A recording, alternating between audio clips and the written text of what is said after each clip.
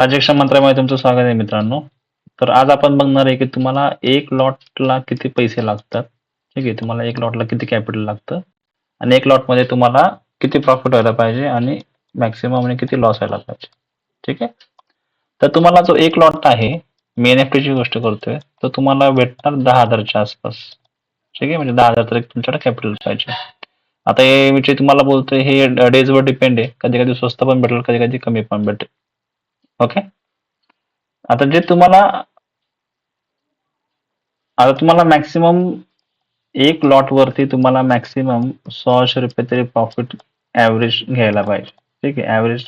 ठीक आहे, मॅक्सिमम 100 रुपये प्रॉफिट व्हायला पाहिजे आणि लॉस जो आहे हा लॉस व्हायला पाहिजे 600 ते 700 पर्यंत.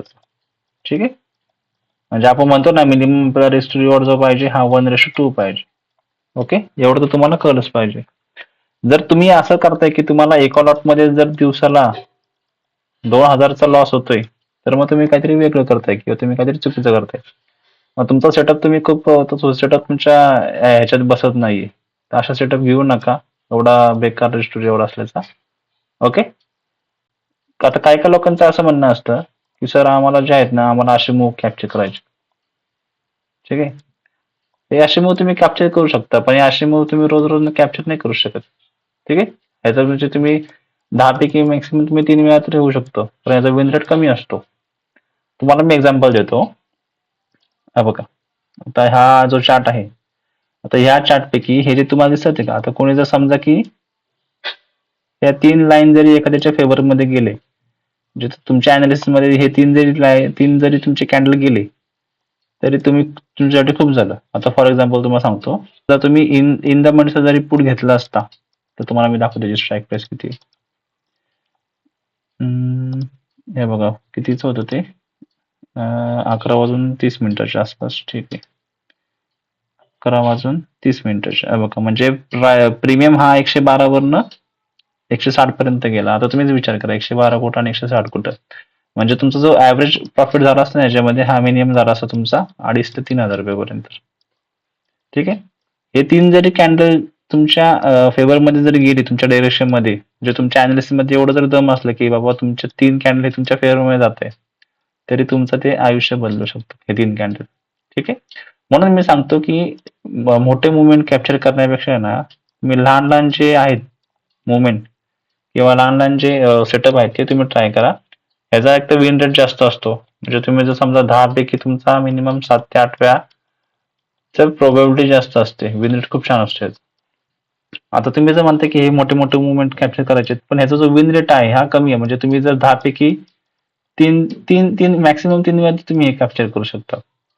ठीक आहे, त्यामुळे जर हे डोक्यात न काढा की बाबा तुम्ही मोठे मूव्ह कॅप्चर करूनच तुम्ही पैसा बनवू शकता, तर असं काय नाहीये. तुम्ही छोट्या छोट्या मुवमेंट, छोट्या छोट्या सेटअप वर सुद्धा आणि छोट्या छोट्या मुवमेंट मध्ये सुद्धा तुम्ही चांगले पैसे कमवू शकता.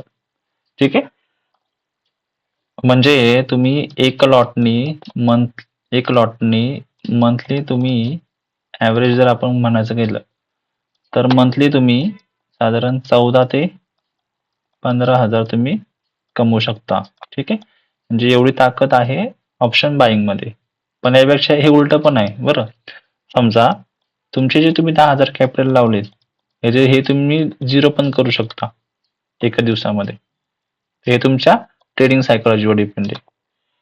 म्हणजे थोडक्यात सांगायचं तर हा नियम सगळ्यांसाठीच आहे, म्हणजे बिगिनर म्हणा, इंटरमिडिएट म्हणा किंवा माझ्यासाठी सुद्धा. तर मी समजा चुकून मी एक ट्रेड मी असा घेतला की जो चुकीचा आहे आणि ज्याच्यामध्ये मी माझं सगळं कॅपिटल लावले आणि त्याचाच एसआयटी झाला, तर अशा केसमध्ये तुमचं अकाउंट 0 होऊ शकतं.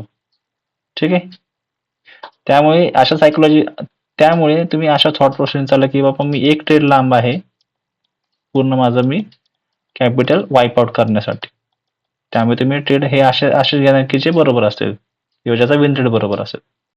ओके, तर अशा थॉट प्रोसेसने तुम्ही जर काम केलं तर तुम्ही खूप जास्त वेळ टिकला मार्केटमध्ये. ठीक आहे, आता जर तुम्हाला मी सांगितलं जे तुमचं एक लॉटचं जे प्रॉफिट आहे किंवा एक लॉटने तुम्ही जे तुमचं आता जे प्रॉफिट सांगितलं तुम्हाला मी 1,600 रुपये. ठीक आहे, ते अशाने तुम्ही मिनिमम 3 महिने तरी करा. म्हणजे एक लॉटने तुम्ही हळूहळू अकाउंट ग्रो करा. ठीक आहे, आणि हे तुम्ही करा मिनिमम 3 महिने. ठीक आहे. त्यानंतर परत काय करायचं तुम्हाला 2 लॉटनी ट्रेड करायचा. परत 3 महिने करायचे आहे तुम्हाला 2 लॉटनी. ठीक आहे. त्यानंतर परत 3 महिने काय करणार तुम्ही लॉट साईड परत भरायचे. परत तुम्ही 3 करणार. 3 लॉटनी करणार. तर अशी तुमची ग्रोथ झाली पाहिजे. कळलं? आता लोक काय करतात? 1 लॉटनी करतात. ठीक आहे. त्यांना 3-4 दिवस मस्त प्रॉफिट होतं मोठं. ओके. त्यानंतर ते काय करतात लॉट साईड वाढवतात. मग लॉट साईडचे डायरेक्ट पण 2 आणि 3 आणि 4 आणि 5 वर घेतात. आणि मग परत लॉसमध्ये जातात. ठीक आहे. आणि मग परत मार्केटमध्ये पैसे टाकणार, मग परत तेच करणार, मग ही सायकल अशी परत गोल फिरत राहते. तर असं नाही करायचंय. 1 लॉटने व्यवस्थित risk to reward ratio maintain ठेवा आणि हळूहळू ग्रो करा. एकदम ग्रो करू नका. हळूच ग्रो तुमची होत राहणार. कळलं? ही व्हिडिओ जर तुम्हाला आवडली असेल तर नक्की लाईक, शेअर, सबस्क्राईब करा. आणि आपल्या चॅनलला जर कोणी टेलिग्रामला जॉईन नसेल तर जॉईन करून घ्या. त्याच्यामध्ये आपण रोज लेवल देत असतो. ठीक आहे. चालेल. ओके. चला भेटू पुढच्या व्हिडिओमध्ये मित्रांनो. ओके. बाय.